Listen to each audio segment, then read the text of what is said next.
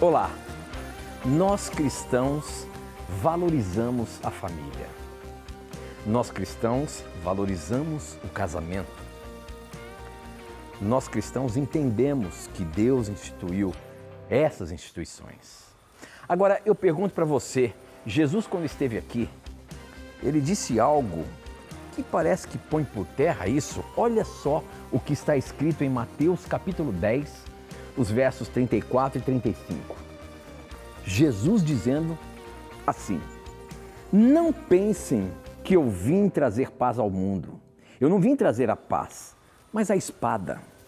Eu vim pôr os filhos contra os pais e as filhas contra as mães e as noras contra as sogras. Que história é essa que Jesus está dizendo que veio colocar os filhos contra os pais?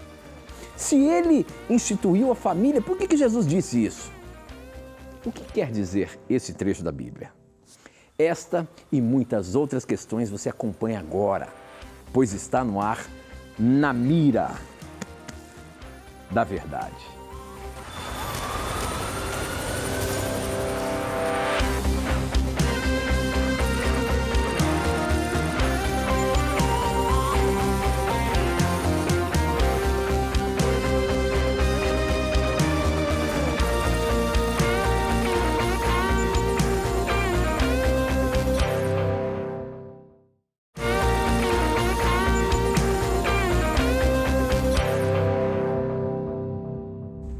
Olá, sejam muito bem-vindos. Estamos começando mais um programa Na Mira da Verdade. E como sempre eu digo, é muito bom ter você aí junto com a gente. Eu sempre falo aqui que é você que faz o programa acontecer. Afinal de contas, as mais diversas perguntas que chegam aqui no programa são feitas por vocês e é por isso que o programa existe. Muito obrigado pela sua audiência, muito obrigado a você que nos acompanha em qualquer lugar desse Brasil. A Novo Tempo está em todos os lugares. A Novo Tempo está em canal aberto, a Novo Tempo está em TV por parabólica, TV por assinatura, pela internet. A Novo Tempo chega em qualquer lugar do mundo e o programa Na Mira da Verdade tem alcançado pessoas em qualquer lugar do mundo. Nós temos telespectadores de Portugal, temos telespectadores da África, na Angola, em Moçambique, São Tomé e Príncipe, pessoas que acompanham a Novo Tempo e assistem a gente, pessoas que nos assistem no Japão. Obrigado onde quer que você esteja, nos Estados Unidos, pessoas que mandam perguntas para o programa, aonde quer que você estejam, sintam-se abraçados pelo programa Na Mira da Verdade e é muito bom ter a sua audiência aqui com a gente. Você já sabe, né? O programa Na Mira da Verdade é um programa de perguntas e respostas bíblicas, mas quem está na mira? É aquele que tem que dar as respostas baseando-se na Bíblia. É ele, professor Leandro Quadros. Tudo bem, professor? Tudo bem, Tito. Que bom que estamos em mais um Na Mira da Verdade. Obrigado a você, telespectador, por estar acompanhando o nosso programa. Quero mandar um abraço especial para um amigo que eu conheci hoje, o Hermano, que trabalha na Latam Airlines. Obrigado, meu irmão, por nos receber com tanto carinho aí no seu trabalho, por nos atender tão bem e pelo carinho que você tem para com o programa Na Mira da Verdade. E você, amigo telespectador, que Deus te abençoe e que você possa hoje, através da Bíblia, ouvir a voz de Deus e receber dele a instrução que você precisa. Com certeza, professor. Você disse aí, encontrou alguém ali no aeroporto, alguém que trabalha na Latam, que assiste o programa Na Mira da Verdade.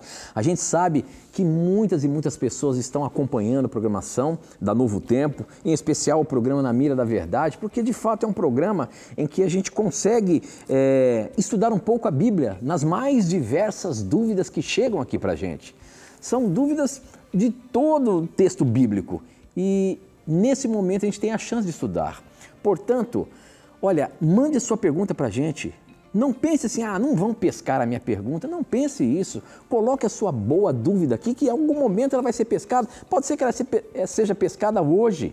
O importante é você participar, mandando a sua questão para que, talvez, através da sua questão, alguém que esteja assistindo a gente em qualquer lugar desse planeta possa estar precisando ouvir a mensagem da Bíblia. participe com a gente, mande as suas dúvidas para a gente, tá bom?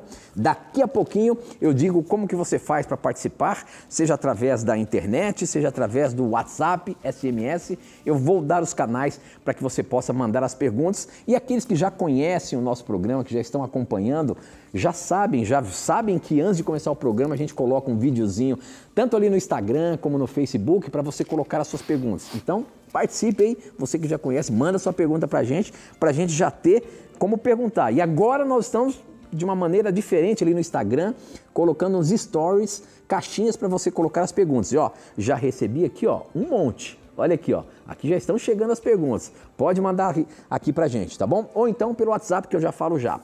Mas professor, nós abrimos o programa de hoje, chegou uma pergunta aqui pra gente um pouquinho antes de começar o programa, dizendo que Jesus afirma que veio para revolucionar. Quando ele fala que veio trazer espada, como eu li aqui em Mateus 10, a partir do verso 34, vai um pouco além, que ele veio trazer espada, mas ali diz que ele veio colocar pais contra filhos, filhas contra as mães, noras contra as sogras. O que é isso, professor? O que Jesus estava querendo dizer aqui? Como que a gente explica isso para o telespectador? Explica para aqueles que estão conhecendo a palavra de Deus agora. Isso foi Jesus que disse. Está aqui na minha Bíblia, escrito em vermelho. O que quer dizer isso, professor? Por isso que é sempre importante lermos o texto bíblico no seu contexto, né? Se eu ler um verso isolado, eu posso criar cada interpretação absurda. Então, é muito importante que todo leitor da Bíblia, ao se aproximar do texto, tenha uma meta que seja a meta principal. Entender o sentido original proposto pelo autor inspirado. Então vamos ver em que contexto Cristo disse isso. Eu vou ler para você, amigo telespectador, desde o verso 34 até o verso 39, vamos até o 37 na verdade, e aí você já vai ter uma noção do que Cristo está falando aqui. Não penseis que vim trazer paz à terra, não vim trazer paz, mas espada, pois... Agora ele vai explicar o porquê que ele trouxe espada. Pois vim causar divisão entre o homem e seu pai. Então, primeiramente, Jesus não veio causar uma revolução armada. Ele usa o termo espada porque a espada faz o quê? Quando corta, divide, não é? Então ele usa o termo espada para se referir à divisão que ele causaria entre as famílias. Então não é uma luta armada aqui, não é uma revolução armada, tá? Agora vamos ver em que contexto, por que existiria essa divisão entre o homem e seu pai, entre a filha e sua mãe e entre a nora e a sua sogra. Vamos continuar o verso 36. Assim os inimigos do homem serão os da sua própria casa. Verso 37. Quem ama seu pai ou a sua mãe mais do que a mim, olha o contexto dessa divisão familiar. Pode acontecer de um pai ou uma mãe ou um filho querer que você negue a Jesus, negue-se a ser um discípulo de Jesus. E aí ele está dizendo o seguinte, olha, se você ama mais essa pessoa do que a mim, não é digno de mim. Quem ama o seu filho ou sua filha mais do que a mim, não é digno de mim.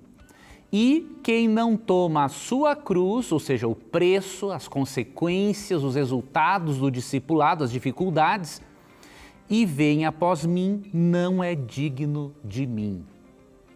Então, a divisão causada por Cristo não é por causa de Cristo, é por causa da rejeição do Evangelho de Cristo.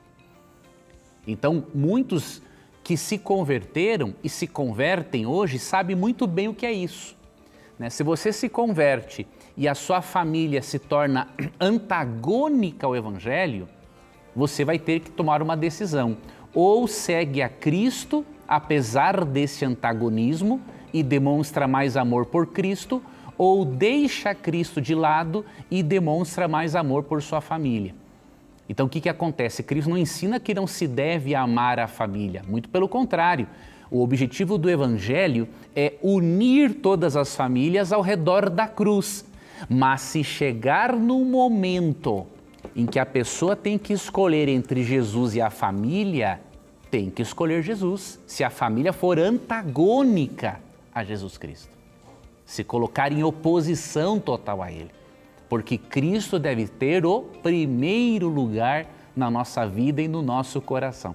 Então é por isso que um dos motivos que existe o Na Mira da Verdade é para isso, amigo telespectador, é ajudar você a perceber a importância de ler a Bíblia de uma forma um pouquinho mais ampla, ler a Bíblia de uma forma contextual.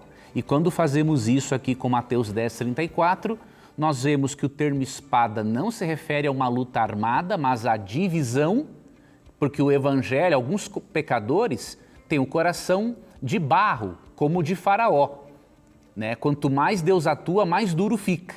E outros têm um coração de cera, que se derrete quando entra em contato com o sol da justiça, que é Cristo. Então, por isso que causa divisão.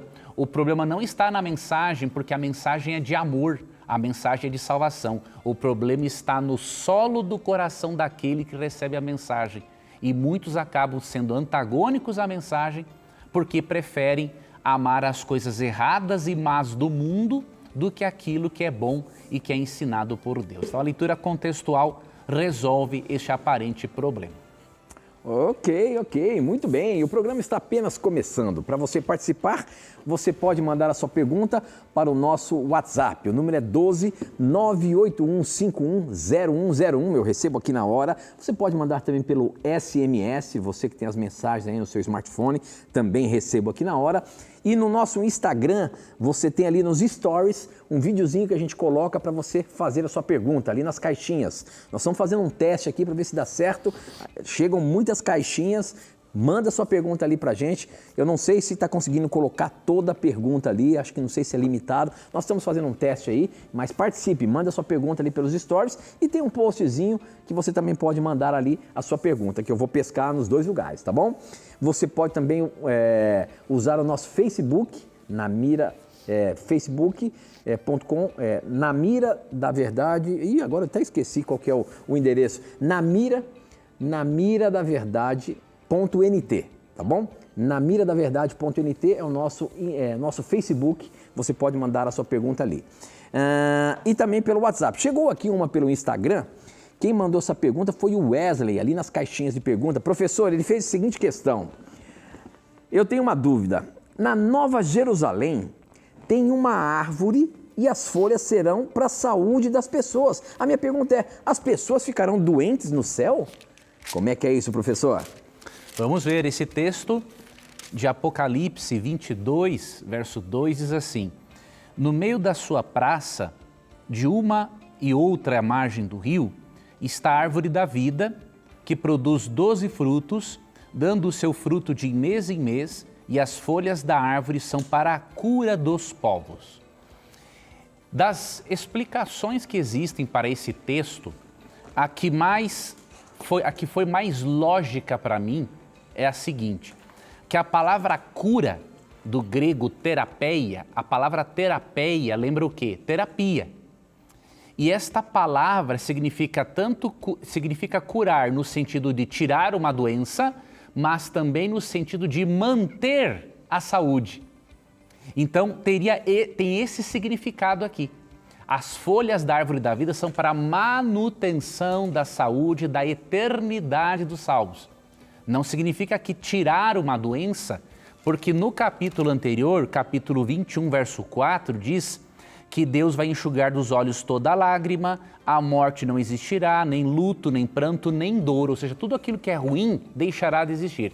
Então a palavra cura, no capítulo 22, verso 2, significaria isso, manutenção da eternidade e da saúde de todos os salvos. Esse é o sentido do termo grego ali, terapeia. Ok, muito bem. Professor Leandro Quadros, estou vendo aqui que o pessoal já está mandando muita pergunta pelo nosso WhatsApp. Olha, uma pergunta que já foi pescada aqui no WhatsApp, quem mandou foi deixa eu ver aqui se tem o nome, o Vanderlei, é isso, Vanderlei. A pergunta do Vanderlei é o seguinte, em Romanos 13, 1 e 2, diz que temos que nos submeter às autoridades e diz que quem se opõe resiste à ordenação de Deus. Pergunto, mesmo que o governo seja corrupto, tirano, desonesto, injusto, mentiroso, devemos obedecê-los? E aí, professor, o que a Bíblia diz lá em Romanos 13, 1 e 2? Muito boa pergunta. Mesmo que assuma um governante corrupto, aquilo que o governante disser para fazer e que é de acordo com a lei e não contradiz a lei de Deus, nós devemos fazer. Porque nós não podemos depender dos outros para fazermos o que é certo. Agora, tem uma situação em que Deus nos autoriza a não obedecermos a nenhum governante, que é uma exceção, a de Atos 5:29. Olha o que diz aqui, ó. Quando autoridades queriam proibir Pedro e os apóstolos de falarem em Jesus, olha a resposta dele em Atos 5:29. Então Pedro e os demais apóstolos afirmaram: antes importa obedecer a Deus do que aos homens. Então, não é uma contradição. Nós devemos realmente obedecer às nossas autoridades. É mesmo que um governante eleito não seja aquele que você preferiu, você não pode ser um transgressor da lei por causa disso. Você tem que ser um obediente às leis do país, às leis do Estado.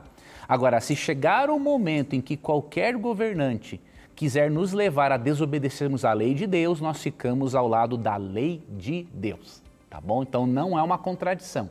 É só você analisar Romanos 13, 1 e 2, 1 a 5, na verdade, no contexto dele, e Atos 5:29 no seu também devido contexto. Muito bem, muito bem. Olha só, tem mais uma pergunta aqui.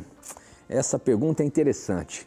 Vamos ver o que o professor vai dar de resposta. Eu tenho uma ideia, mas eu quero ver o que ele vai falar. A pergunta é a seguinte, professor. Quem mandou foi o Edivan, da cidade de Maranguape, lá no Ceará. O número de perdidos será maior que o número de salvos? Se sim, independente do fim de Satanás, isso não seria uma vitória para ele? Eu não sou adventista, mas assisto muito a Novo Tempo. Edivan, muito obrigado pela sua participação, muito obrigado por você mandar a pergunta, excelente questão. Professor Leandro Quadros, isso que ele disse é a realidade. A Bíblia fala que os perdidos é como a areia do mar. Agora, os perdidos serão um maior número no céu do que os vencedores, professor? Na Bíblia, nós não temos uma resposta direta para isso. Por quê? Nós temos algumas expressões aqui, ó.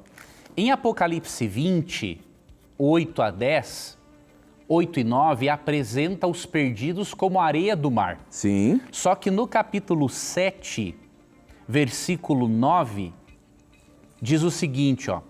Depois dessas coisas, falando dos salvos, eis uma grande multidão que ninguém podia enumerar, de todas as nações, tribos, povos e línguas. Então, biblicamente falando, não dá para dizer com precisão, até porque a Bíblia não apresenta número. Qual é o número de salvos? Qual é o número de perdidos? A Bíblia não apresenta. Então, o que a Bíblia diz, perdidos como a areia do mar, ou seja, é muita gente. Salvos, uma grande multidão que ninguém pode enumerar. São duas expressões de grandiosidade, né, professor? Exatamente. Tanto para um lado como para o outro. Tanto para um lado quanto para o outro. Indica grande quantidade. Exatamente. Agora, um número exato a Bíblia não nos apresenta. Nós podemos deduzir, sim, que o Evangelho sempre será vencedor. Se Deus tivesse, amigo telespectador, uma pessoa salva, já seria uma vitória. Sabe por quê? Porque todo ser humano está condenado à morte eterna. Nenhum ser humano merece a salvação, pode obter a salvação sem Jesus. Mas graças ao sacrifício de Cristo, uma grande multidão que ninguém pode numerar estará no reino dos céus. Vão ter muitas pessoas. Agora, o número preciso nós vamos saber realmente só durante o milênio, quando nós fizermos parte da segunda fase do juízo final de Deus. Ok, muito bem. Olha, o tempo passa aqui, não para, nós temos que ir para o intervalo. Mas aproveite aí o intervalo, nós estamos ao vivo, formule uma boa questão, manda para a gente colocar o professor na mira. Não sai daí não, a gente volta já já.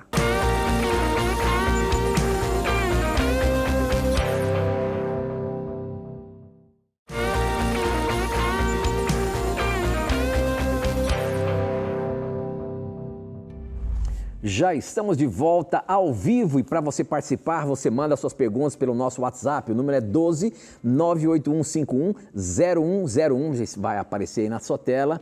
Você pode também usar as redes sociais Facebook e Facebook e Instagram, tá bom? Acesse lá na Mira da Verdade que você vai encontrar e mandar a sua pergunta pra gente. Tem uma pergunta que chegou aqui pelo nosso WhatsApp, essa aqui vem lá de Santo Antônio da Patrulha, Rio Grande do Sul, os conterrâneos do Leandro mandando pergunta aí. A pergunta é a seguinte, já que nós estávamos falando de grande multidão aí, só que ali em Apocalipse fala de um número, que no final dos tempos seriam 144 mil, conforme Apocalipse 7, 4 e 14, 1. Esse número, professor, é literal? Naquela ocasião da volta de Jesus, apenas 144 mil serão os que estarão preparados para recebê-los? Para recebê-lo nas nuvens dos céus? Boa pergunta. Por que nós não cremos na literalidade do número? Por causa da característica dos 144 mil.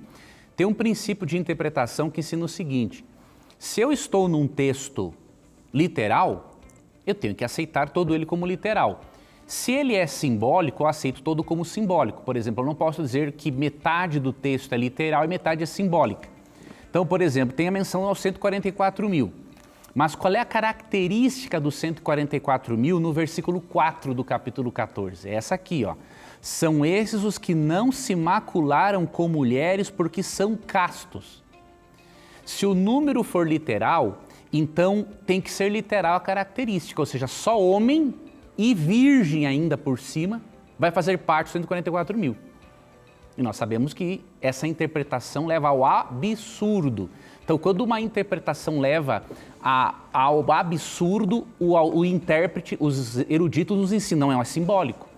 Então, nós sabemos que aqui não se macular com mulheres envolve não ser um idólatra, não se macular com doutrinas falsas e que não são só homens. Mulheres fazem parte dos salvos dos 144 mil. Então, essa característica dos 144 mil é simbólica. Então, consequentemente, o número também é simbólico. Agora, aí você pergunta, por que o número 144 mil? O número é um número militar que tem como base o Antigo Testamento. O número 144 mil é o resultado de 12 tribos de Israel, vezes 12 o número de apóstolos, vezes 1000. Dá 144 mil. Por quê? Porque 12 tribos de Israel, quando saíam em certas batalhas, tinham 1000 soldados cada um. Então, 12 tribos de Israel, vezes 1000 soldados, vezes 12, que é o número dos apóstolos, soma 144 mil. João pega um número militar no Antigo Testamento para dizer o seguinte, que a igreja vai ser uma igreja militante pouco antes da volta de Cristo, antes de ser a igreja triunfante na volta de Jesus. Então a Bíblia não fala de uma literalidade de salvos, porque seria muito pouca gente salva. Muito poucas pessoas salvas para ser 144 mil. Então é um número militar para falar que a igreja será militante antes de ser a igreja triunfante. Muito bem, muito bem. Essa pergunta foi do Carlos Passos, lá de Santo Antônio da Patrulha. Obrigado pela sua participação, viu? Professor, tem uma pergunta aqui no Facebook. A pergunta quem mandou foi a Sueli Cassali. Obrigado pela sua participação. Ela diz o seguinte, eu gostaria de saber em que momento da história o povo de Israel deixou de ser o povo especial de Deus. Chegou algum momento que o povo de Israel deixou de ser o povo de Deus, afinal de contas, essa é uma promessa a Abraão, não é isso? Veja, em que sentido? Quando nós temos que entender que o povo deixou de ser o povo, a nação escolhida para a evangelização do mundo, no momento em que rejeitou a Jesus como Messias. Então Jesus mesmo falou em uma das suas parábolas, não é, que o reino seria tirado deles e dado a outros.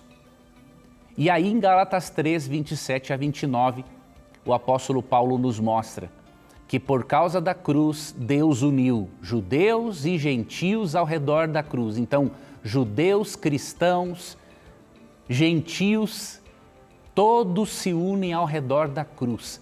Então, a partir do momento em que o Messias foi totalmente rejeitado, e nós temos um evento bem marcante acerca disso, que foi no ano 34 depois de Cristo. No ano 34 houve o apedrejamento de Estevão, o primeiro mártir cristão, judeu cristão. Então ali marcou um período muito significativo. É o término da profecia das 70 semanas de anos de Daniel, capítulo 9. É o término e aí naquele momento ocorre o martírio de Estevão. Então a partir do momento que Cristo é rejeitado e ocorre o martírio de Estevão, Deus deixa de considerar Israel uma nação especial como instrumento de evangelização. Hoje Deus usa a igreja, o Israel espiritual, até mesmo com o propósito de evangelizar o Israel nacional, porque Deus deseja que o Israel nacional se converta a Jesus Cristo, porque Deus não rejeitou o seu povo, como diz Romanos capítulo 11, mas Deus agora não os tem como nação exclusiva designada a pregar o Evangelho, até porque eles não aceitaram a Jesus. Então eles não podem ser a nação escolhida para pregar o Evangelho. Muito bem. Nós temos uma pergunta, professor, que veio por vídeo. Quem mandou foi um garoto. Vamos ver o que ele pergunta para você. Vamos lá, solte o vídeo. Olá, meu nome é Giovanni. Eu queria saber, se Jesus tivesse cedido à tentação de Satanás no deserto, ele seria morto por Deus naquele mesmo instante? E aí, professor, como que é a resposta para o nosso jovenzinho ali? Boa pergunta, Giovanni. É uma questão muito profunda e complexa pelo seguinte, Satanás, quando pecou, ele não foi morto instantaneamente por Deus. Deus o deixou vivo até para que mostrasse para o universo quem ele era. No caso de Jesus na tentação do deserto, olha que interessante, é bem provável, aqui eu não posso te dar uma resposta definitiva porque nós não sabemos, é um mistério. Mas se Jesus tivesse cedido, ele estaria indo para o lado de Satanás. E aí, o que aconteceria? Será que Deus Pai poderia tirar a vida de Jesus, sendo que Jesus é o autor da vida? De acordo com Atos 3,15, então é uma questão para a qual nós não temos uma resposta definitiva, é um mistério para nós. Agora, Satanás, ele tentou levar Jesus não apenas ao pecado, mas a ir para o lado dele. Se Jesus tivesse, por exemplo, adorado, é bem provável que o mundo o mundo já teria se autodestruído. Agora, como que seria a relação entre o pai e o filho a partir dali? Nós não temos realmente como definir. Com certeza, Jesus teria se tornado um inimigo. Agora, como que isso seria possível se existe uma unidade perfeita entre a Trindade?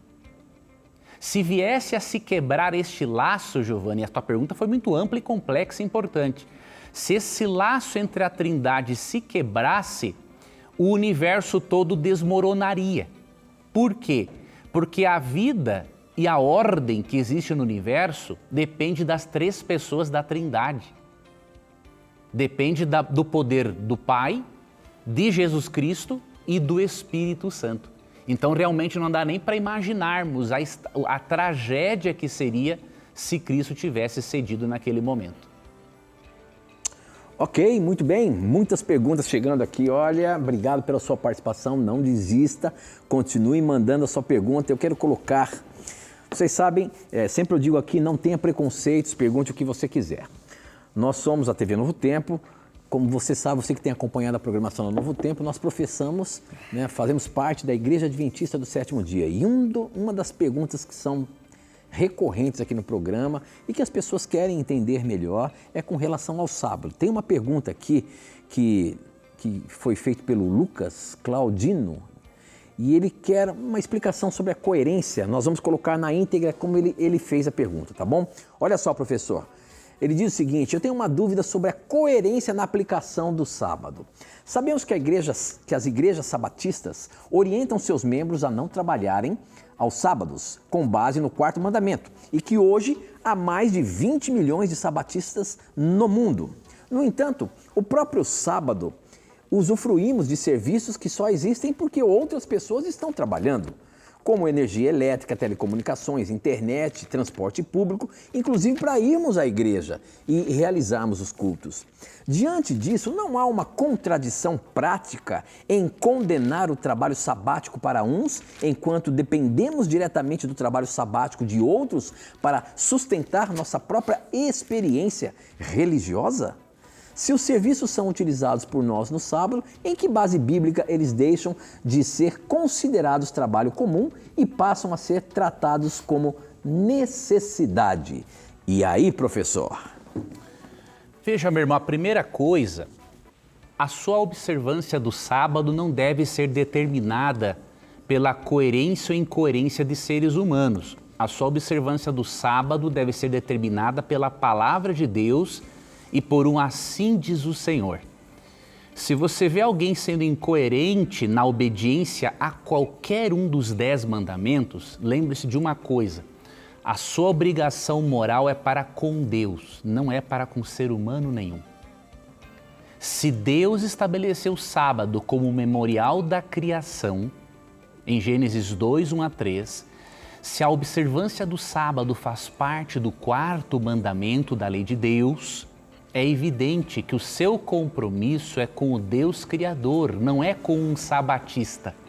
Se um sabatista não observa o mandamento do jeito que você acha que deveria observar, a sua relação e a sua responsabilidade é para com o juiz de toda a terra, que é Deus.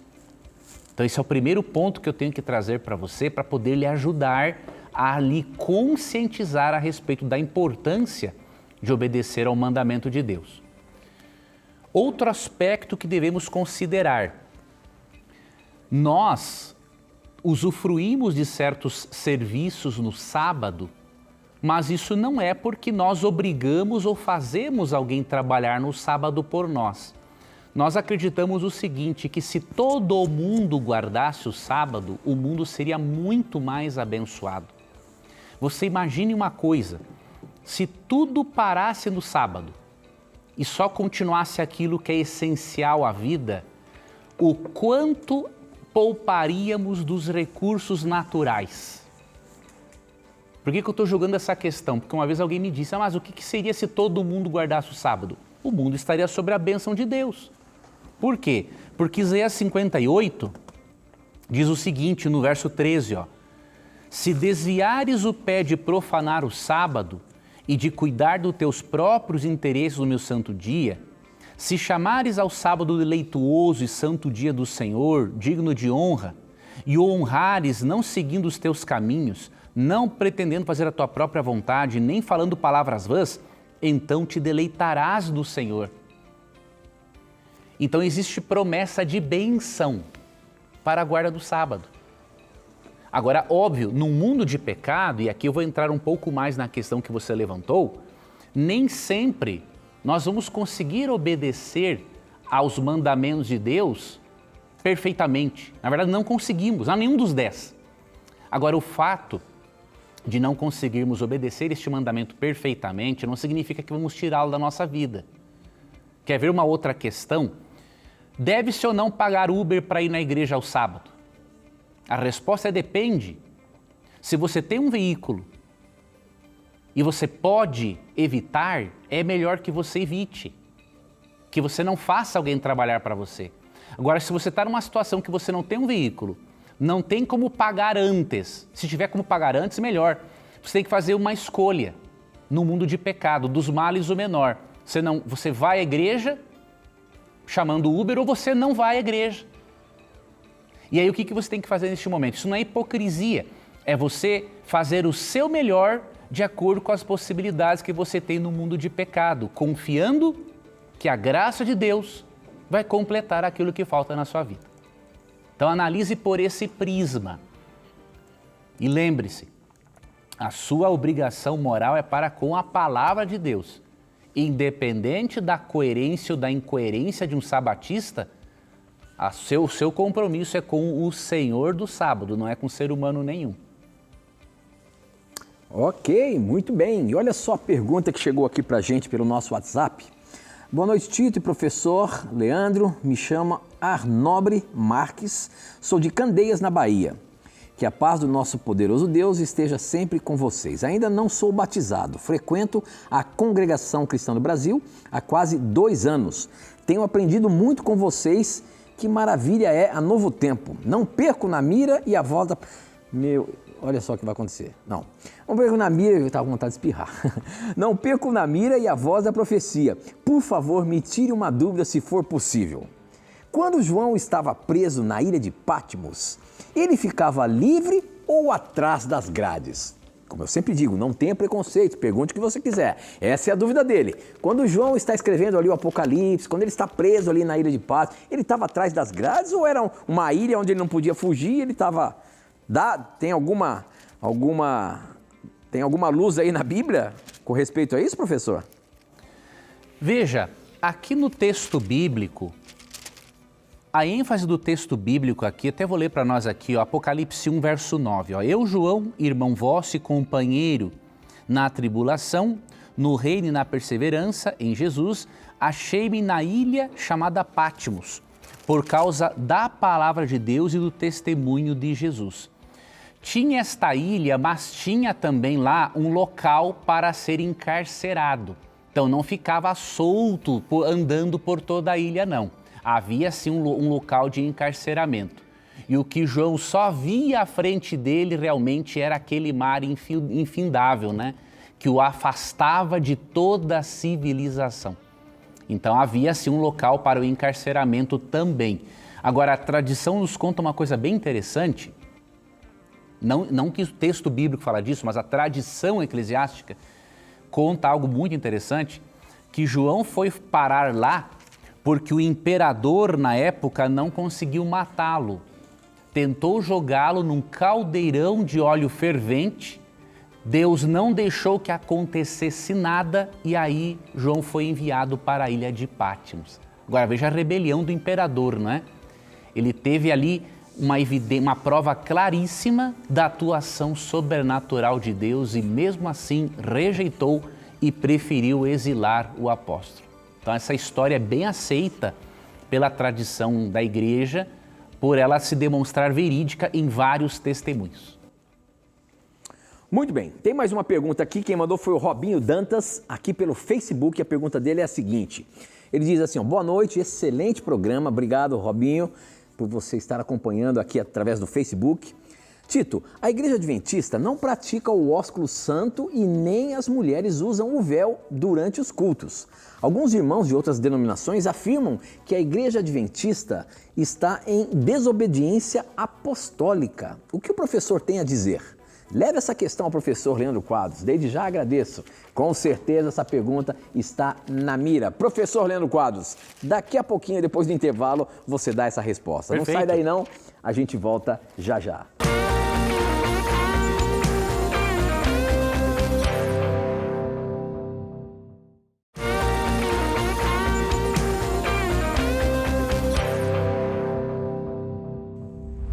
Já estamos de volta aí ao vivo e a pergunta que ficou em aberto é do Robinho Dantas. Ele perguntou, dizendo, afirmando que a Igreja Adventista não pratica o ósculo santo, nem as mulheres usam véu durante o culto. E alguns irmãos de outras denominações afirmam que a Igreja Adventista está em desobediência apostólica. Professor, eu acho que vale a pena ainda, que talvez muitos não conheçam, explique o que é o ósculo santo e a questão do véu, todo mundo sabe, mas a Igreja Adventista aparentemente não pratica isso, então ela está em desobediência apostólica, professor? Tem muitas igrejas que se enquadrariam, praticamente todas se enquadrariam nessa suposta desobediência apostólica. Mas veja, esse é o problema de não se ler a Bíblia no contexto histórico no qual, considerando o contexto histórico no qual o texto foi escrito. Aqui em Romanos 16:16 diz assim, saudai-vos uns aos outros com ósculo santo. A palavra ósculo, do grego ósculum, quer dizer beijo. Então, no Oriente, os homens beijavam o rosto uns dos outros. Paulo não está dizendo aqui que em todas as culturas deve ser feito isso. Qual é o princípio que nós destacamos aqui? Cumprimentar, saudar as pessoas. Não importa a forma. Em alguns lugares, como por exemplo na Argentina, Quando os homens são muito conhecidos e amigos, eles trocam um beijo no rosto. Em outras culturas isso é um escândalo. Então o cristão ele tem que considerar a cultura na qual ele está inserido. Se na cultura onde ele está inserido esta é uma forma usual de saudar, tudo bem, mas se não, não. Tem que diferenciar, amigo telespectador, princípio de costume cultural. Princípio, ele é dado para todas as pessoas de todas as épocas e princípio, ele é eterno. Um exemplo, não matarás. É um princípio de ordem moral. Se aplica a pessoas de todas as épocas, de todos os lugares. O ósculo santo, assim como o uso do véu, não é um princípio. Existe um princípio por trás, mas que é manifesto de uma forma diferente. O princípio do ósculo santo é cumprimente as pessoas. E no véu, o uso do véu, em Corinto, uma mulher que não usasse véu em público, ela demonstrava desrespeitar o marido e demonstrava falta de decoro, porque algumas prostitutas cultuais não usavam véu em público. Então você percebe, existe um contexto cultural no qual devemos atentar para interpretarmos o texto bíblico. Então não existe desobediência apostólica alguma, simplesmente uma forma diferente de aplicar o princípio que está por trás, que é o cumprimentar e que é o decoro no caso do uso do véu. Muito bem, professor, muito bem. Eu queria dizer que para você também que nos acompanha aí pelo YouTube, nós estamos transmitindo também pelo YouTube no Novo Tempo ao vivo. É só você acompanhar ali, você pode também mandar as suas perguntas. Eu tenho uma pergunta que foi pescada aqui da Ivone Ferreira e a pergunta dela é baseada em Mateus 22:12, quando um homem entrou na festa sem as vestes nupciais e perguntaram a ele como ele entrou ali sem as vestes. O que as vestes nupciais nesse sentido? O que é as vestes nupciais nesse sentido? E por que ele ficou mudo? Será que ele não sabia? Amo muito vocês e oro por vocês. Muito obrigado, minha irmã, por acompanhar o programa, por orar por nós. Realmente nós pisamos no terreno do inimigo, mas a vitória é certa em Cristo Jesus. Obrigado pelas suas orações. Ore por nós também, você telespectador. Nós que estamos aqui abrindo a palavra todas as segundas-feiras para estudarmos juntos a Bíblia, tá bom? Professor, essa questão da Ivone aí, lá em Mateus 22:12, era uma parábola, não é isso? É uma parábola. E qual é o sentido dessa parábola aí com relação às vestes nupciais? Veja, toda pessoa que participasse de uma boda de casamento, até hoje, se você vai para uma festa de casamento, você tem que ter uma roupa adequada. Você não pode ir numa festa de casamento se todo mundo está vestido a rigor, a noiva, o noivo, os padrinhos, você vai de bermuda. Uma festa não tem cabimento, né? Então o que Cristo está dizendo aqui? Ele está mostrando um homem que entrou nessa festa nupcial sem a devida roupa. E aí diz que esse indivíduo aqui é jogado para fora da festa. E aí qual é a lição da parábola? Vamos ler aqui o versículo 13 e o 14, ó. Então ordenou o rei aos serventes, amarrai-o de pés e mãos e lançai-o para fora, nas trevas. Ali haverá choro e ranger de dentes, porque muitos são chamados, mas poucos escolhidos. Então o que Cristo está dizendo aqui na parábola das bodas?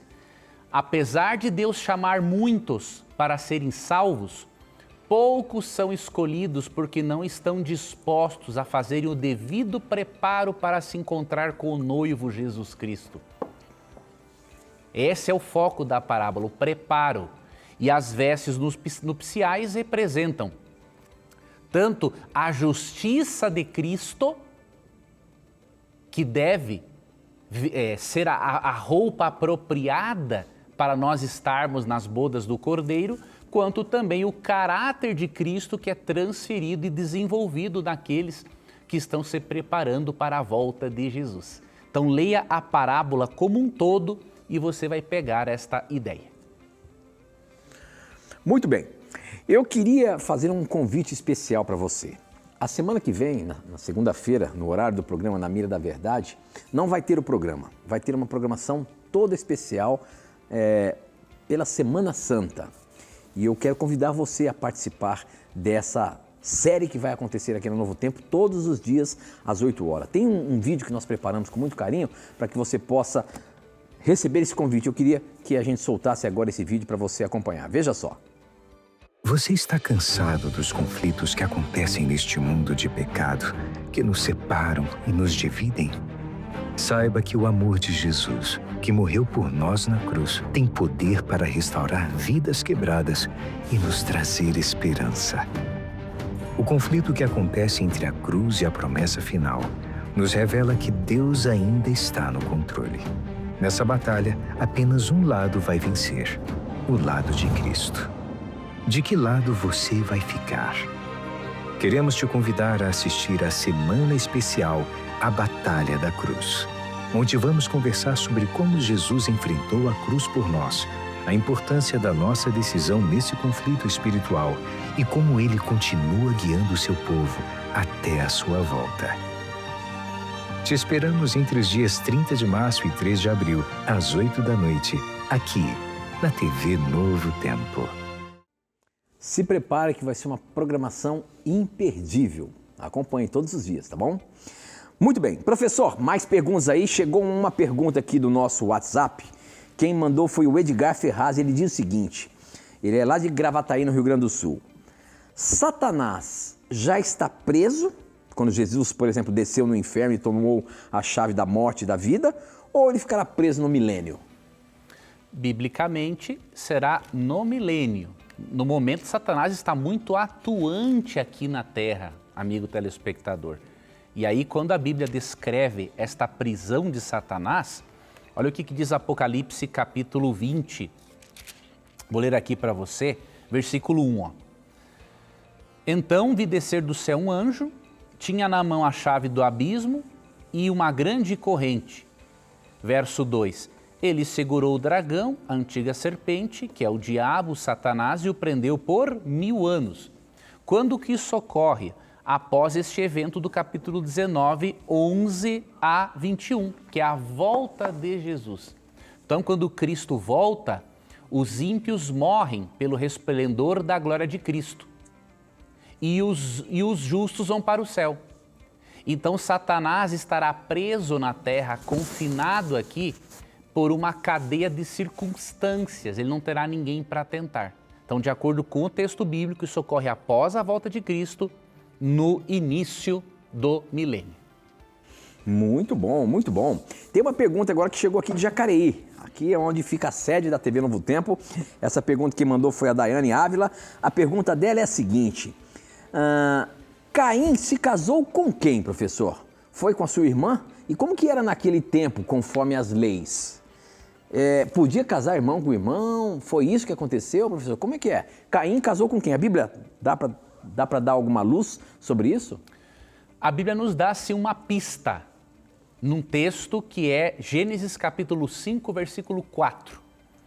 Vamos ler Gênesis capítulo 5, versículo 4 para a nossa telespectadora, para obtermos essa resposta. Diz assim, depois que gerou a Sete, Sete era o nome do terceiro filho de Adão e Eva. Depois que gerou a Sete, viveu Adão 800 anos e teve filhos e filhas. Então aqui nós já temos uma pista muito importante. Adão e Eva não tiveram apenas 2 filhos, Caim e Abel. Eles tiveram um terceiro chamado Sete e depois tiveram filhos e filhas. Então isso indica que realmente Caim se casou com uma irmã ou com uma sobrinha. Isso era pecado naqueles dias? Não, no início do mundo não era pecado. No início da raça humana, isto foi necessário. Tá? E no início não era pecado por quê? Porque não havia uma lei que regulamentasse isso.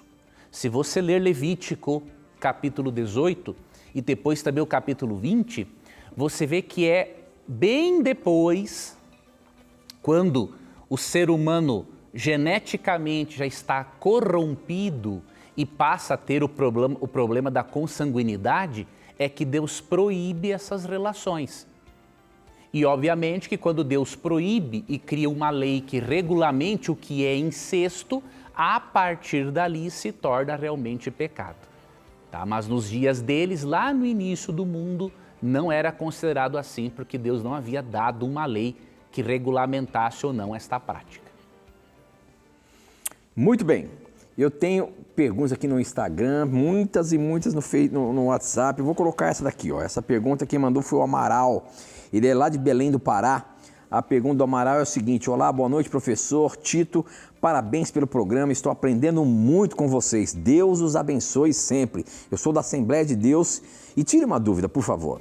Em 1 Coríntios, capítulo 3, 17, está escrito que se alguém destruir o santuário de Deus, Deus o destruirá, porque o santuário de Deus que sois vós é sagrado. A minha dúvida é, se somos o santuário de Deus que é sagrado, por que Deus nos destruirá? Já que em 1 João capítulo 4, verso 8 está escrito que Deus é amor. Como entender se Deus é amor, por que vai nos destruir? Me pesquem, por favor, sua pergunta foi pescada, meu irmão.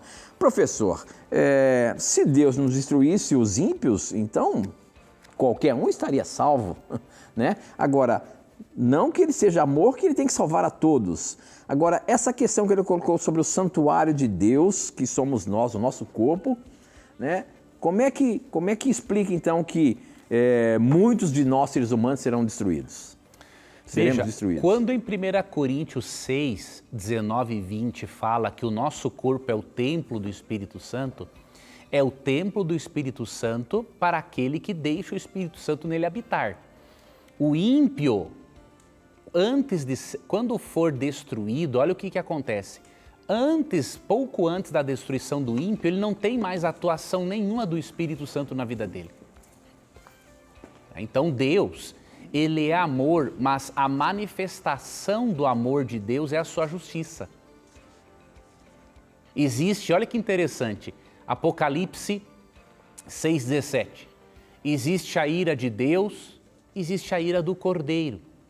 A ira de Deus é a sua ira contra o mal e o pecado. Deus não quer destruir essencialmente seres humanos, ele vai destruir o mal e o pecado. Só que ao destruir o mal e o pecado, ele vai destruir aqueles que se apegarem ao mal e ao pecado. Então isso é uma manifestação do seu amor e da sua justiça. O Deus bíblico é amor e é justiça. Se você entender a Deus só como amor, você não entendeu o Deus bíblico. Agora, se você ver também o Deus bíblico só como justiça e não como amor, também não entende o Deus bíblico. Então, considere todas as características do caráter de Deus. E lembre-se que o corpo humano se torna o templo do Espírito Santo se a pessoa assim o permite. Pouco antes da volta de Cristo, a graça de Deus não estará mais disponível. O Espírito Santo não estará mais atuando no pecador. Então, este corpo de templo não terá mais nada. Muito bem, professor. Olha, eu queria anunciar para você aqui a revista que nós apresentamos aqui no programa Na Mira da Verdade. Essa revista foi escrita pelo professor Leandro Quadros. Ele preparou com muito carinho esse material para que você pudesse ter aí gratuitamente na sua casa. É uma revista que fala de textos difíceis da Bíblia, essas mais diversas perguntas que chegam aqui para a gente, como por exemplo, vou pegar alguma aqui, textos difíceis sobre a lei de Deus. Muita gente acha que a lei foi abolida na cruz. O que a Bíblia fala sobre isso? Textos difíceis sobre Jesus. Jesus nasceu, morreu e ascendeu ao céu. Muitos não acreditam. Você quer textos para você entender sobre isso? Textos difíceis sobre o dom de línguas. São vários assuntos que você vai poder ter aí na sua casa, adquirindo gratuitamente esse material. É só você pedir para a gente, você pode acessar o nosso WhatsApp, mandar uma mensagem no nosso WhatsApp, o número é 12 982 44 4449, dizendo: eu quero a revista do Na Mira da Verdade, e nós vamos entrar em contato com você. E ainda, se você preferir, você pode acessar a nossa plataforma de cursos. Tudo lá está gratuito e com videoaulas para você aprender ainda mais.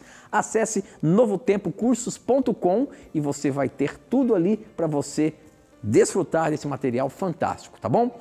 Professor Leandro Quadros, infelizmente o nosso tempo chegou ao fim. Se foi. Nós nos encontraremos na semana que vem, se Deus quiser. Um abraço, Tito, um abraço para você, amigo telespectador. E lembre-se que sempre que você assistir ao nosso programa e tiver coragem de perguntar, a Bíblia terá coragem de lhe responder. E aqui você já sabe, sempre as suas perguntas, os seus questionamentos estarão na mira da verdade. Até o nosso próximo encontro. Tchau!